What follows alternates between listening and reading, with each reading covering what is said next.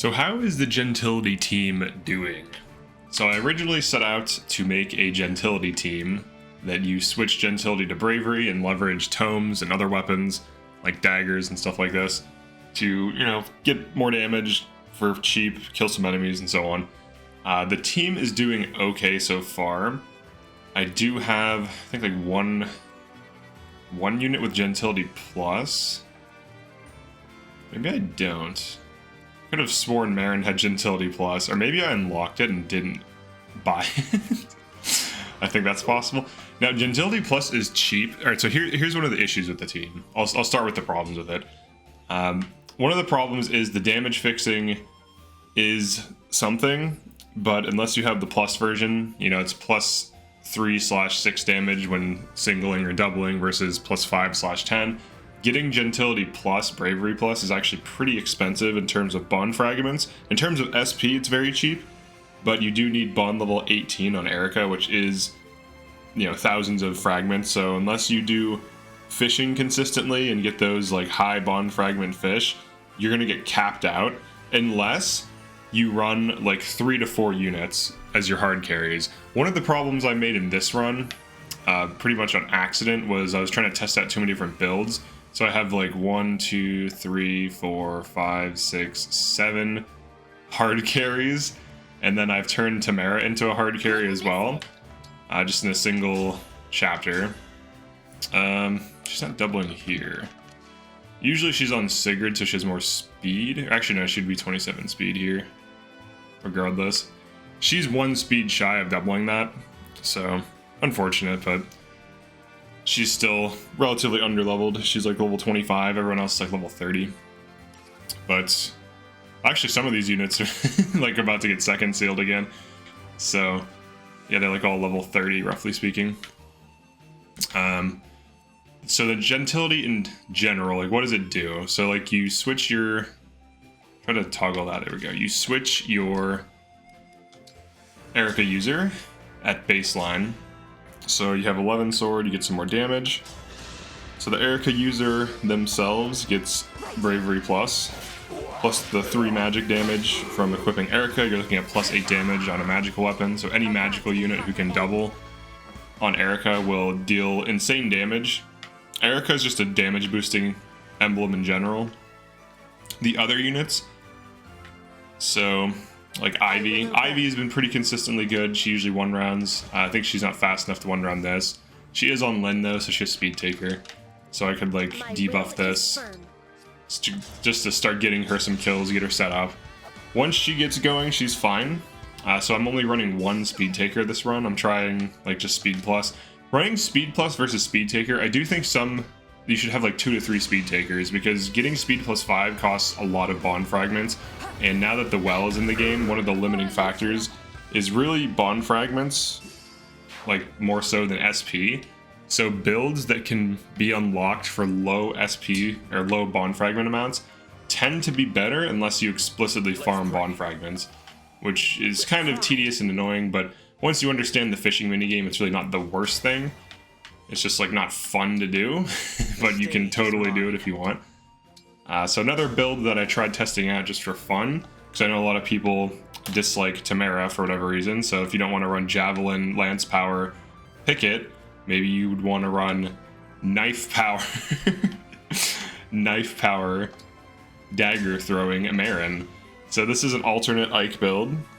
That's a covert and an avoid tile, by the way. And she still has 60 hit, which is respectable. But you can use her on Ike. She can go for crits.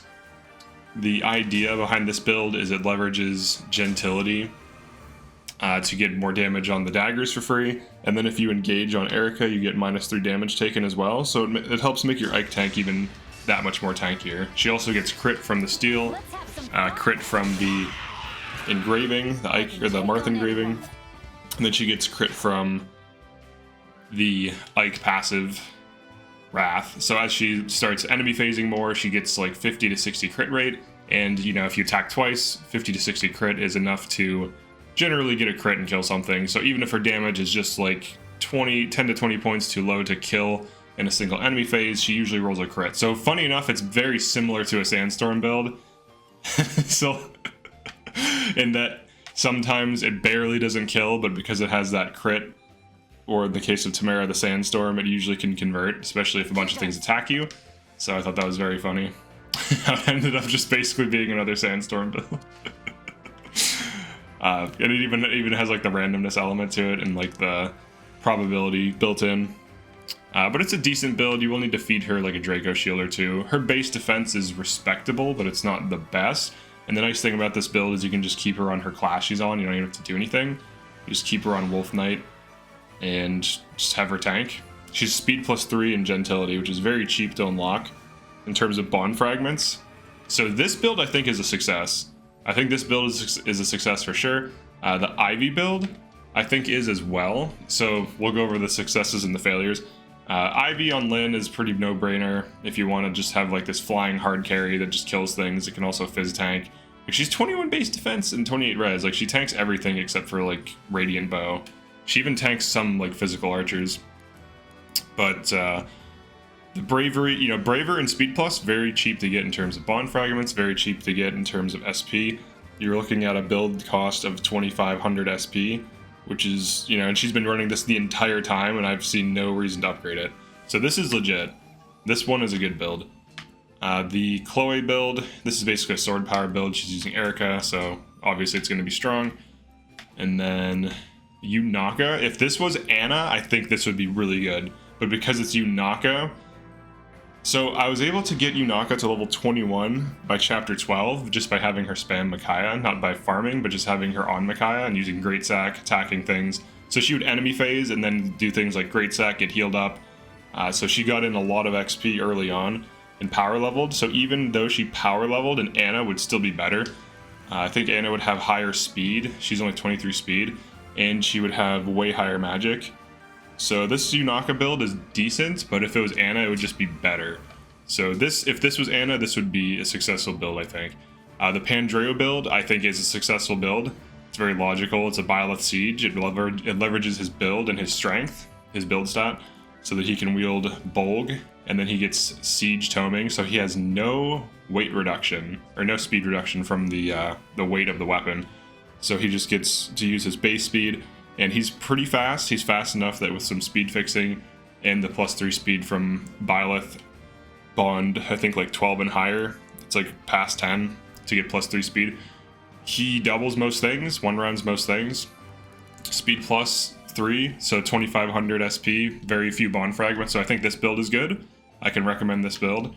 The Citrine build, this is the same case of like, I wish this was a different unit, like Anna or something. Maybe even Fagato. Maybe not on Mage Knight, but something else. It's the same build. It's the speed +3 and the bravery. Her problem is that she's not fast enough. She's also quite frail. So like if you look at some of these other units, like another Mage Knight, you know, Yunaka has a little bit more defense. Funny enough, higher res. Now for levels, level 6 or level 17 Mage Knight. So she's basically level 27, and she is basically like level 29. So if this was Anna at level 29, she'd be cracked. She'd be better than both of these. So I think this build works on Anna. So these two kind of fizzled out in a way. I think Citrine's better off on Sage. This build is just a sword power build, so it doesn't really leverage the, you know, bravery. And I have two dual assist plus heroes on this team just to like try it out. Honestly, it's kind of unreliable. I don't like running heroes like that in that way, at least. Like I feel like Goldmary hero can be good. Also note that I got her speed +5 and dual assist plus. This is like bond level 17, 18. Same thing with this. This was a very expensive build to make. I could have unlocked probably 2 Gentility pluses for this cost. So I'm trying to test out a bunch of things. So bond fragments are going to run tight, but yeah, and the Fram is just a generic Fram build. So to kind of wrap up, I will say this. I think this, for a no-well playthrough, these are really solid builds. Especially like this build. I think this is a pretty good alternate to like a Tamara tank. Now you could run like a Kagetsu tank and it'd be similar. He has very similar stats to Marin. He just has like 2 more strength than her, which is something, but it's kind of negligible in a way. It's still 4 damage, and 4 damage is 4 damage. but I don't know. Depends on what passive you want more. She is a good passive that helps avoid tank, and she also can increase her own hit rate, her own hit and avoid. So if you're going for any kind of avoid tanking with females, she's definitely the better option, but he's better for the damage, so there's like trade-offs. But outside of that, let's just see how we enemy phase this. Yes. Curious to see if she tanks all of that. Go ahead. Currently I'm on chapter 20. I went back to this so that I can get Sigurd bond level up. So we might be slightly over leveled for this by like 2 chapters, maybe? So here's the Marin tank. As she takes damage, she actually gets increased crit. It's a 1 to 2 range that's hard to break.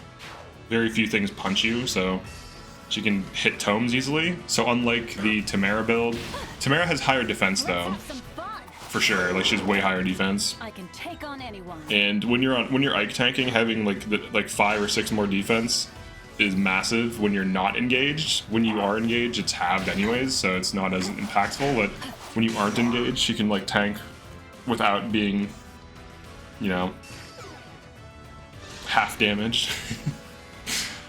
So here's the build. So now she's at 50 crit. So now she's critting. I fight for my friends. And the Resolve Plus triggers, so she has like that kind of get out of jail free card.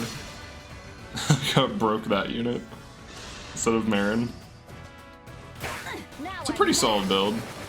It's very similar to like a Sandstorm. Because like if you get like 30-40 dex and you also are on Ike, oh I think she might die. Oh, she survives with 1.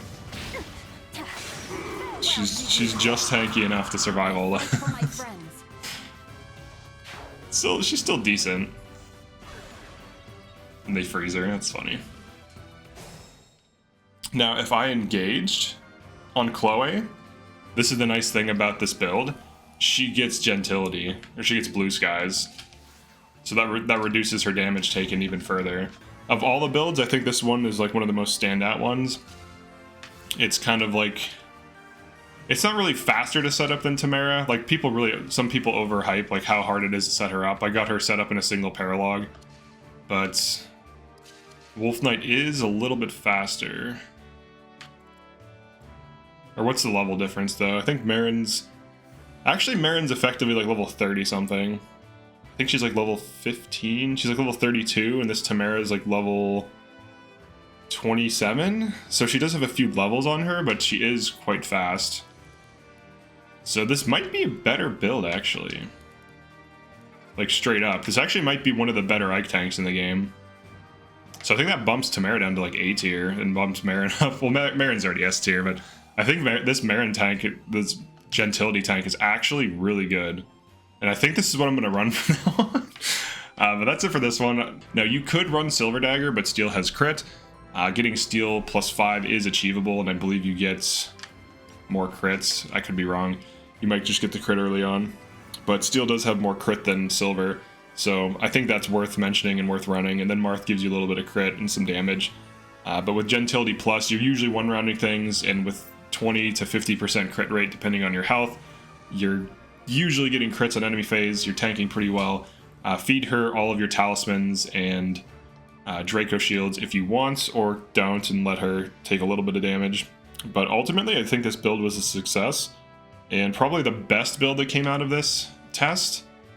I did want to see how fast I could get Tamara online, because so many people say she takes forever, but, you know, single paralog of feeding her some kills, not that difficult. But yeah, that's it for this one. Definitely like and subscribe, and I'll see you in the next one. Peace.